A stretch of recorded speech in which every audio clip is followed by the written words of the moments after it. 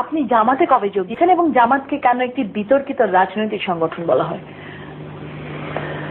হ্যাঁ, প্রশ্ন আপনার দুইটা, কবে আমি আসছি এবং এটাকে বিতর্কিত বলা। আর যেহেতু আপনি রাজনীতি করবেন, জামাতেই কেন যোগ দিলেন, কেন বিএনপিতে না?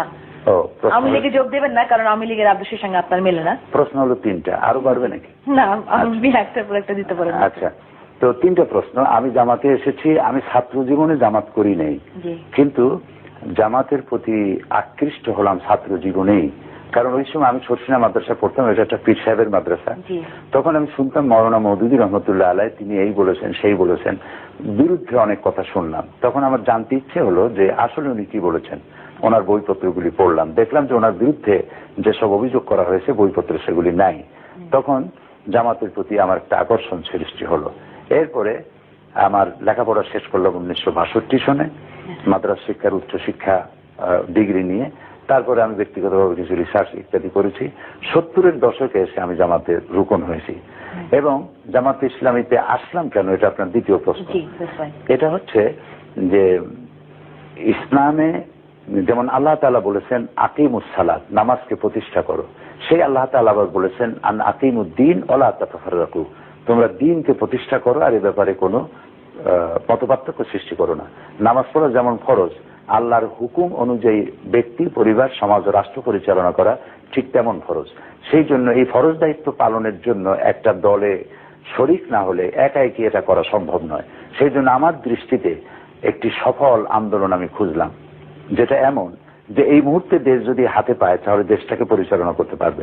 শুধু একজন মৌলানা পীর হলেই তো হবে না। বহুত মৌলানা পীর এমন আছে যাকে যদি এখন যদি কোনো ইউনিয়নের চেয়ারম্যান বানায় দেওয়া হয় তাহলে 1 ঘন্টাও চালাতে পারবেন না। একটা থানার ওসি বানালে চালাতে পারবেন না। এটার জন্য আলাদা যোগ্যতা প্রয়োজন। আলেম হওয়া, পীর হওয়া জিনিস, সমাজ পরিচালনা, রাষ্ট্র পরিচালনা ভিন্ন জিনিস। এগুলি জানতে হয়, পড়তে হয়। এবং এই আন্দোলনকে পরিচালনা করার জন্য পত্রিকা থাকতে হয়, তারপরে সাহিত্য থাকতে হয়, বিভিন্ন সেক্টরে কাজ করতে হয়। আমি দেখলাম জামাত ইসলামী এমন একটি দল যার অঙ্গ সংগঠন আছে অনেকগুলি। শ্রমিকদের মধ্যে কাজ করছে, নারীদের মধ্যে করছে, অমুসলিম নাগরিকদের মধ্যে করছে, প্রশাসনের মধ্যে করতেছে, ছাত্র ছাত্রী, চাষি, সর্বস্তরে। এবং তাদের সাহিত্যের একটা বিশাল ভান্ডার আছে এবং পত্র পত্রিকা আছে, বাংলা, ইংরেজি, উর্দু, আরবি, ছাত্র সংগঠন ইত্যাদি সবকিছু আছে। আমি ভাবলাম যে ইসলাম অনুযায়ী দেশকে পরিচালিত করতে হলে এরকম একটি যোগ্যতা সম্পন্ন একটি সুশৃঙ্খল সংগঠন আমার প্রয়োজন। এই প্রয়োজন ভেবেই আমি জামাত ইসলামীতে অংশগ্রহণ করেছি এবং একজন কর্মী হিসেবে কাজ করে যাচ্ছি। এবং আল্লাহর কাছে আমি দোয়া করি যেন আমার জীবনের শেষ মুহূর্ত পর্যন্ত আমার প্রিয় সংগঠন জামাত ইসলামীর সাথেই আমি থাকতে পারি। তৃতীয় প্রশ্ন হচ্ছে যে জামাত বিতর্কিত কেন? আমার প্রশ্ন, বিতর্কিত নয় কে, কোন দল বিতর্কিত নয়, কোন ব্যক্তি বিতর্কিত নয়? অবশ্যই, কিন্তু জামাত একটু অতিরিক্ত বিতর্কিত না? এখন যার কাছে প্রথম থেকে আমরা দেখেছি বাংলাদেশের ইতিহাসে প্রথম থেকে এখন পর্যন্ত জামাত জানি কেমন একটি বিতর্কিত রাজনৈতিক সংগঠন। আপনি নিশ্চয়ই প্রবাদটা জানেন যে যারে দেখতে নারী তার চলন বাঁকা। এখন জামাত ইসলামী সম্পর্কে, যার ইসলাম সম্পর্কে ধ্যান ধারণা নাই, যার ধ্যান ধারণা হলো শুধু ইসলাম হবে, জামাত ইসলামী যদি শুধু নামাজ পড়তো, রোজা রাখতো, মসজিদের মধ্যে পড়ে থাকতো, তাহলে জামাত ইসলামী নিয়ে কেউ মাথা কামাইতো না। মানুষের বাড়ি বাড়ি যাইতো, তওবা পড়াইতো, হাদিয়া নিত, পকেট ভরিয়া, কোনো অসুবিধা ছিল না। কিন্তু তারা দেখতেছে, যারা আমাদের বিরোধিতা করে, তারা দেখতেছে যে জামাত ইসলামী তো আমাদের গরম ভাতের মধ্যে হাত বসাইছে। জামাত ইসলামী এখন নাটকে ঢুকেছে, তারা গানের মধ্যে ঢুকেছে, তারা ইতিহাস, সংস্কৃতি, সাহিত্য, পার্লামেন্ট, মন্ত্রিত্ব সব জায়গায় ঢুকে পড়েছে। সেই জন্য জামাতকে একটা বিতর্কিত বানায়া জনগণ থেকে বিচ্ছিন্ন করার জন্য একটা চেষ্টা, অপচেষ্টা তারা চালাচ্ছে। আলহামদুলিল্লাহ, আমি বলতে চাই আপনাকে আশ্বস্ত করার জন্য যে, এবং প্রিয় দর্শক শ্রোতা মন্ডলী তাদেরকে আশ্বস্ত করার জন্য, জামাত ইসলামী থেকে জনগণকে দূর করার জন্য, পৃথক করার জন্য যত বেশি চেষ্টা করা হয়েছে, যারা চেষ্টা করতেছেন তারা দূরে সরে গেছে, জনগণ জামাতের কাছে আরো বেশি সম্পৃক্ত হচ্ছে। সেটা আপনি মনে করছেন? এবং পার্টিকুলার কোন সংগঠন চাচ্ছে যে জামাতকে লোকজন থেকে বা সাধারণ জনগণ থেকে দূরে সরিয়ে নিতে, তাই তো? যাদের স্বার্থে অসুবিধা, যারা রাতে চলতে চায়, যারা নিশাচর, তারা সূর্যের আলো দেখলে তারা ভয় পায়। আমি বললাম না, আবার কখনো বলবো আপনাকে আওয়ামী লীগ। আমি শুধু আওয়ামী লীগ বলছেন কেন? শুধু আওয়ামী লীগ আমাদের দুশ্মন তা তো না। আমরা এক দেশে বাস করি, আমরা কেউ কারো দুশ্মন না। এটাও একটা খুব দুর্ভাগ্যজনক সত্য। আপনার এই প্রশ্ন দিয়ে আমি খুশি হলাম। আওয়ামী লীগ হোক, বিএনপি হোক অথবা বাম দল হোক, কেউ আমাদের দুশ্মন নয়। আমাদের দেশে রাজনীতিটা, যদি রাজনৈতিক চর্চাটা ওইভাবে গড়ে ওঠে নাই। আপনার নিশ্চয়ই মনে আছে যে বিল ক্লিন্টন এবং জর্জ বুশ, এই বুশের বাবা যখন নির্বাচন করছিলেন তখন বুশ বলছিলেন যে বিল ক্লিন্টন তার তো ওই পররাষ্ট্র নীতির জ্ঞানও নাই যেটা আমার কুকুরের আছে। এই কথা বলার পরে বিল ক্লিন্টন জিতলেন এবং জেতার পরে যখন তিনি ওত নেবেন, ওত নেওয়ার সময় জর্জ বুশকে ডাকলেন এবং ডেকে তাকে বললেন যে আপনার রাষ্ট্র পরিচালনার দীর্ঘ অভিজ্ঞতা থেকে আমাকে আপনি সহযোগিতা করবেন।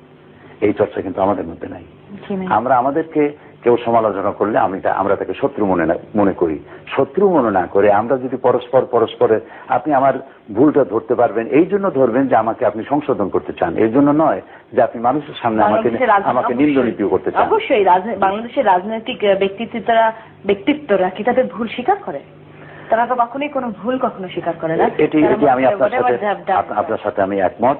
এটি হচ্ছে ওই কথা যে ইতিহাসের সব থেকে বড় শিক্ষা এই যে ইতিহাস থেকে কেউ শিক্ষা গ্রহণ করে না। রাজনীতিবিদরা যদি এই শিক্ষা গ্রহণ করতেন তাহলে পদে পদে তাদেরকে ভোগান্তি হতো না। আমরা আশা করব বাংলাদেশের রাজনীতিতে একটি সুন্দর চর্চা, একটি গণতান্ত্রিক চর্চা এবং সহনশীলতার উদারতার চর্চা বাংলাদেশে ফিরে আসবে। সহনশীলতা, সেটা আমরা আশা করব। আপনার কাছে আমার শেষ প্রশ্ন, আগামী আপনি এটা কিরকম বাংলাদেশের স্বপ্ন দেখেন? আপনারও শেষ করতে চেয়েও শেষ হলো না, মানে আগে বলছিলেন শেষ প্রশ্ন। যাই হোক, ধন্যবাদ আপনাকে। আমি দেখতে চাই বাংলাদেশকে একটি সমৃদ্ধ, ক্ষুধামুক্ত, দারিদ্র মুক্ত, নিরক্ষর মুক্ত, স্বাধীন, সার্বভৌম একটি সুন্দর রাষ্ট্র আমি দেখতে চাই। যে রাষ্ট্রের মেয়েরা যখন কলেজে যাবে, ইউনিভার্সিটি যাবে, তার অভিভাবকরা এই চিন্তায় পেরেশান হবে না যে আমার মেয়ে সুস্থভাবে ঘরে ফিরে আসবে কিনা, যিনি চাকরি করবেন তিনি ঘরে নিরাপদে ফিরতে পারবেন কিনা এই চিন্তাটা স্ত্রীর ঘরে থাকবে না, দোকানদারি যে করবে সে চাঁদাবাজির ভয় করবে না, মানুষ নিরাপদে চলতে পারবে, নারীরা রাতের বেলায় চলবে, কোনো বাধাগ্রস্ত হবে না, তার সম্ভ্রম নষ্ট হবে না। এমন একটি সুন্দর বাংলাদেশের আমি স্বপ্ন দেখি এবং আল্লাহর কাছে কামনা করি এরকম একটি সুন্দর, সমৃদ্ধ, সুখী, দুর্নীতিমুক্ত, সব রকমের সন্ত্রাস মুক্ত এবং নিরক্ষর মুক্ত, দারিদ্র মুক্ত একটি সুন্দর বাংলাদেশের স্বপ্ন দেখি। ধন্যবাদ আপনাকে।